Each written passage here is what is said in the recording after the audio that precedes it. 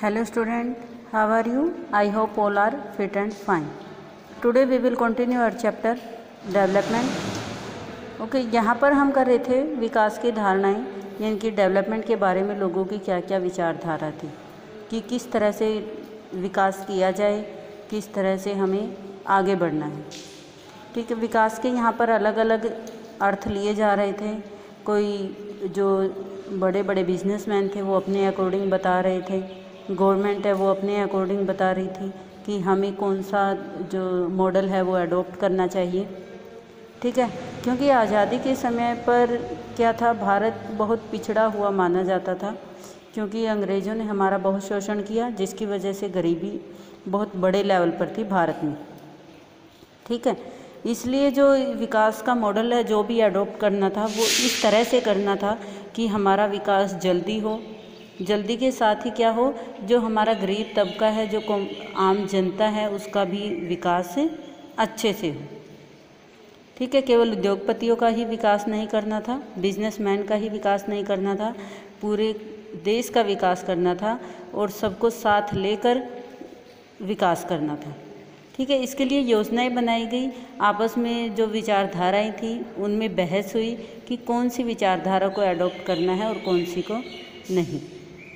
ठीक है, इसमें पश्चिम की विचारधारा को भी देख रहे थे कि पश्चिम में किस आइडियोलॉजी को अडॉप्ट किया गया है, किस तरह से डेवलपमेंट हो रही है। ठीक है, क्योंकि आज़ादी के समय जो पूरा वर्ल्ड है वो 2 पार्ट में डिवाइड हो गया था। भारत आज़ाद हुआ था, उससे कुछ समय पहले जो सेकंड वर्ल्ड वॉर है वो ख़त्म हुआ था। तो सेकंड वर्ल्ड वॉर के ख़त्म होने के कुछ समय बाद ही जो पूरा वर्ल्ड है वो 2 पार्ट में डिवाइड हो गया था, यानी कोल्ड वॉर स्टार्ट हो गया था। ठीक है, कोल्ड वॉर के स्टार्ट होने पे कुछ लोग क्या थे, अमेरिका के साथ थे, कुछ रशिया के साथ थे। उसी तरह उनको देखकर, पश्चिमी देशों को देखकर ही लोग उनके जो विकास के मॉडल थे उसको अडॉप्ट करना चाह रहे थे। ठीक है, इसी तरह 2 मॉडल सामने थे, पूंजीवाद था, उदारवाद और साम्यवाद। ठीक है, पूंजीवाद उदारवाद एक मॉडल हो गया और उसके साथ ही दूसरा है साम्यवाद। ठीक है, कुछ लोग तो पूंजीवाद को अडॉप्ट करके आगे बढ़ना चाह रहे थे और कुछ देश हैं, यहाँ लोगों से अभिप्राय देश से है, कुछ देश हैं वो साम्यवाद को अपनाना चाहते थे। जैसा कि हमने दोनों पूंजीवाद और साम्यवाद के बारे में जो प्रीवियस चैप्टर हैं उसमें किया भी है कि पूंजीवाद कौन सा है, जिसमें ज़्यादा से ज़्यादा इंडस्ट्रीज़ हैं, उनके ऊपर किसका अधिकार होता है, पूंजीपतियों का अधिकार होता है। लेकिन साम्यवाद में क्या होता है, जितने भी हमारे उद्योग धंधे हैं, इंडस्ट्रीज़ हैं, ठीक है, उनके ऊपर किसका अधिकार होता है, सरकार का अधिकार होता है। ठीक है, नो लॉस नो प्रॉफिट के ऊपर काम करते हैं, जबकि पूंजीवाद में क्या होता है, प्रॉफिट के लिए काम किया जाता है। तो उसमें क्या हुआ था, इसमें ये आपस में बहस चल रही थी कि किसको अपनाना है, किसको नहीं। जैसे कि यहाँ पर भी दिया गया है, आज़ादी के वक्त हिंदुस्तान के सामने 2 विकास के मॉडल थे, पहला उदारवादी पूंजीवादी, ठीक है, और दूसरा जो है वो दूसरा मॉडल है वो साम्यवादी। आपको पता ही, साम्यवाद को रूस ने अपनाया था और पूंजीवाद को अमेरिका ने अपनाया था। तो जब शुरुआत में, आरंभ में तो ये रहा था स्टार्टिंग में कि अगर हम पूंजीवाद को अपनाते हैं तो हमारी जो गरीब जनता है उसका विकास नहीं हो सकता, क्योंकि जो पूंजीपति हैं, कैपिटलिज्म में क्या होगा, जो प्रॉफिट के लिए काम होगा। ठीक है, तो वो हो सकता है कि जो हमारे बिजनेसमैन हैं, बड़े बड़े इंडस्ट्रीज जो एस्टेब्लिश करेंगे, वो हो सकता है कि गरीब तबके का शोषण करें। ठीक है, उसका अच्छे से विकास ना कर पाएँ, वो अपने लाभ के लिए, अपने प्रॉफिट के लिए उनका शोषण करें। तो इसके लिए ये ज़रूरी है कि सरकार को कोई ना कोई हस्तक्षेप बीच में करना चाहिए। ठीक है, इसमें क्या हुआ था, जो पश्चिमी देशों में कैपिटलिज्म था उसमें क्या था कि जो पूंजीपति है अपने प्रॉफिट के लिए बात करते थे, लेकिन जो भारत में कैपिटलिज्म को अडॉप्ट किया, क्योंकि भारत में जिस भी मॉडल को किया गया वो मिक्स था, ना तो पूरी तरह साम्यवाद था और ना ही पूंजीवादी, कैपिटलिज्म भी नहीं था, सोशलिज्म भी नहीं था। तो इसमें मिक्स, बीच का रास्ता अपनाया गया। और जो आरंभ में पूंजीपति थे उन्होंने ही आपस में इकट्ठे होकर सरकार के सामने ये प्रस्ताव रखा कि आप इस तरह की पॉलिसी बनाएं कि जिससे क्या हो, देश का विकास हो सके। ओके, जो पूंजीपतियों ने जो प्रस्ताव रखा था कि इस तरह का नियोजन किया जाना चाहिए, इस तरह की पॉलिसी बनानी चाहिए सरकार को कि सरकार सबका विकास कर सके, सबको साथ लेकर चल सके। तो इसके लिए क्या करना जरूरी था? पहले पॉलिसी बनानी जरूरी थी, नियोजन करना जरूरी था। ठीक है, तो सरकार ने बैठकर विचार विमर्श किया, योजनाएं नियोजन किया, कोई प्लान तैयार किया कि किस प्लान के अकॉर्डिंग हमारे देश का विकास होगा, किस तरह से हमें विकास करना है। जो भी हमने एग्जाम्पल लिया कि उद्योगपतियों ने जो सरकार से बात की थी वो यहाँ पर भी मेंशन है। 1944 में उद्योगपतियों का एक तबका एकजुट हुआ। इस समूह में देश में नियोजित अर्थव्यवस्था चलाने के लिए एक संयुक्त प्रस्ताव तैयार किया गया, और जो ये संयुक्त प्रस्ताव तैयार किया गया है इसको क्या बोला गया है? बॉम्बे प्लान। Underline it. जो जितने भी बड़े बिजनेसमैन थे उन्होंने एक प्लान बनाया कि किस तरह से कंट्री का विकास होगा, किस तरह से देश का विकास होगा, उसको बॉम्बे प्लान के नाम से जाना गया। Underline it. What is Bombay plan? ठीक है, बॉम्बे प्लान में क्या था कि सारे उद्योगपति इकट्ठा हुए, उन्होंने एक योजना बनाई और सरकार के सामने रखी कि इस योजना के अनुसार सरकार काम करे, कि सरकार को अपनी जो योजनाएं बनानी है वो सबको देखकर ही बनानी है। ये नहीं है कि केवल उद्योगपतियों को ही देखना है। ठीक है, इसमें क्या हुआ, दक्षिणपंथी और जो वामपंथी लोग थे उनको भी लिया गया साथ में, उनको भी एक नियोजित प्लान्ड इकोनॉमी के ऊपर चलने के लिए कहा गया और वो चले भी। ठीक है, दक्षिणपंथी और वामपंथी हमने पीछे किया है।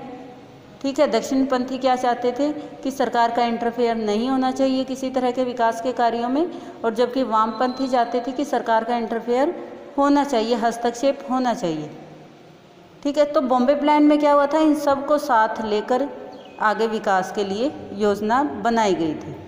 शुरुआती जो कदम उठे हैं, शुरुआती जो स्टेप लिए गए हैं गवर्नमेंट के द्वारा, स्टार्टिंग में क्या किया गया, गवर्नमेंट ने 1950 में योजना आयोग बनाया, एक कमीशन बनाया जिसमें प्लान तैयार होंगे कि देश का विकास किस तरह से होगा।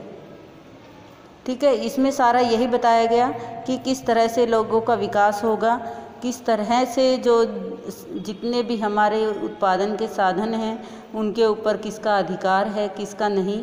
योजना आयोग के अनुसार क्या था कि उसमें सभी का अधिकार था, किसी को वंचित नहीं किया जाएगा जीविका से। यहाँ पर ये योजना आयोग के बारे में बताया गया है।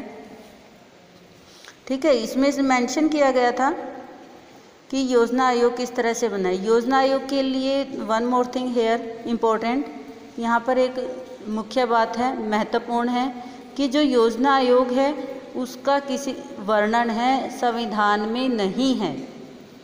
ठीक है, क्वेश्चन भी आ सकता है कि कौन से आयोग का वर्णन संविधान में नहीं है, वो है योजना आयोग। योजना आयोग का अब नाम चेंज हो गया ना, नीति आयोग। ठीक है, ये सेम ही है। तो योजना आयोग का नाम जो है वो संविधान में नहीं है, उसका वर्णन संविधान में नहीं है, क्योंकि इसको बनाया गया बाद में और इसको उसमें ऐड ऑन नहीं किया गया था, संविधान में नहीं रखा गया था, इसको अलग से ही रखा गया। और संविधान के इसमें कौन होगा, जो भी आयोग सिफारिशें करेगा, सिफारिशें तभी लागू होंगी, पॉलिसी जो भी योजना आयोग बनाएगा वो पॉलिसी तभी लागू होंगी जब उनको सरकार पास कर देगी। ठीक है ना, जब सरकार के द्वारा उन योजनाओं को पास कर दिया जाएगा उसको तभी इम्प्लीमेंट किया जा सकता है। योजना आयोग के अनुसार जो महत्वपूर्ण बातें थी कि किन बातों पर अमल किया जाएगा वो हैं, स्त्री और पुरुष सभी नागरिकों को आजीविका के पर्याप्त साधनों का बराबर अधिकार होगा, यानी कि जितने भी रिसोर्सेज हैं उनके ऊपर सबका पूर्ण अधिकार है। नेक्स्ट हमारे समुदाय के भौतिक साधनों में मलकियत और नियंत्रण को इस तरह बांटा जाएगा कि इसके सर्वमान्य की भलाई हो, यानी कि जो हमारे रिसोर्सेज हैं उसके ऊपर इस तरह से काम किया जाएगा कि सभी की जो कॉमन पीपल हैं सबका पूरी तरह से विकास हो। और अर्थव्यवस्था का इकोनॉमी को इस तरह मूव नहीं किया जाएगा इस तरह रन नहीं किया जाएगा कि जो वेल्थ है, धन है, और जो प्रोडक्शन है, रिसोर्सेज ऑफ प्रोडक्शन है, उत्पादन के साधन हैं, उनके ऊपर किसी एक व्यक्ति या समुदाय का अधिकार हो। मीन्स उनको पूरी तरह से सरकार के नियंत्रण में रखा जाएगा। और इस तरह से रखा, अगर उसका प्राइवेटलाइजेशन भी करना है, निजीकरण भी करना है, तो इस तरह से किया जाएगा कि सभी की भलाई हो। ठीक है, इसमें जो आम जनता है उसका विकास उसमें बाधित नहीं होगा। ठीक है, आई थिंक आपको समझ आ रहा होगा योजना आयोग के बारे में। This topic is deleted from your syllabus, but according to CBSE guidelines it is compulsory. ठीक है, ये रीड करना कंपलसरी है, चैप्टर करना कंपलसरी है। मे बी इसको एग्ज़ाम में ये नहीं आएगा।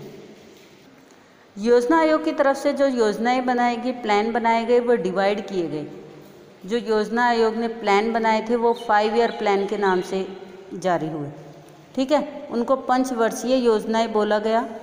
जो ड्राफ्ट है वो पंचवर्षीय योजनाओं का जारी हुआ कि उसमें ये रखा गया कि 5 साल में गवर्नमेंट अपने कौन से टारगेट है वो अचीव करेगी। यानी कि उन्होंने लक्ष्य निर्धारित किए गए और उन सालों में, उस टाइम पीरियड में उन लक्ष्य को प्राप्त करने की, अचीव करने की कोशिश की गई। यानी कि उनके ऊपर काम करना तेज हो गया। ठीक है, उसको अमल में लाया गया, इम्प्लीमेंट किया गया उसका। इसमें क्या था, सबसे पहले जो प्लान बनाया गया, पहली पंचवर्षीय योजना जो जारी हुई थी वो 1950 में हुई थी। ठीक है, 5 साल के लिए हुई थी। उसके बाद दूसरी योजना शुरू होती है। ठीक है, दूसरी के बाद तीसरी होती है। तीसरी के बाद क्या होता है, बीच में थोड़ा सा अगर किसी तरह की कोई प्रॉब्लम आ जाती है तो बीच में 1-2 योजनाएं ऐसी थी जो ये 2 या 3 साल के लिए हुई हैं। ठीक है, तो वैसे तो हर 5 साल के बाद चल रही थी, लेकिन बीच में 1-2 योजनाएं ऐसी थी जो 2 या 3 साल के लिए हुई हैं। हमारा फर्स्ट 5 ईयर प्लान है। अब प्रथम पंचवर्षीय योजना ये 1951 से 56 तक चली है। मेन जो इसके ऊपर फोकस किया गया पहली पंचवर्षीय योजना में वो था कृषि। रीज़न क्या था, क्योंकि उस टाइम पर जो भारत आज़ाद हुआ था तो लगभग 70% से अबव जो लोग हैं खेती से जुड़े हुए थे, इसलिए सबसे पहले उसमें सुधार करना ज़रूरी था। मेन पॉइंट इसका यही रहेगा कि जो प्रथम पंचवर्षीय योजना थी उसमें सबसे पहले है कृषि के ऊपर ज़्यादा ध्यान दिया गया। ठीक है, इसके साथ ही जब कृषि के ऊपर ध्यान दिया जाएगा, कृषि में जो उत्पादन होगा तो उत्पादन से कुछ और प्रोडक्शन भी होगा।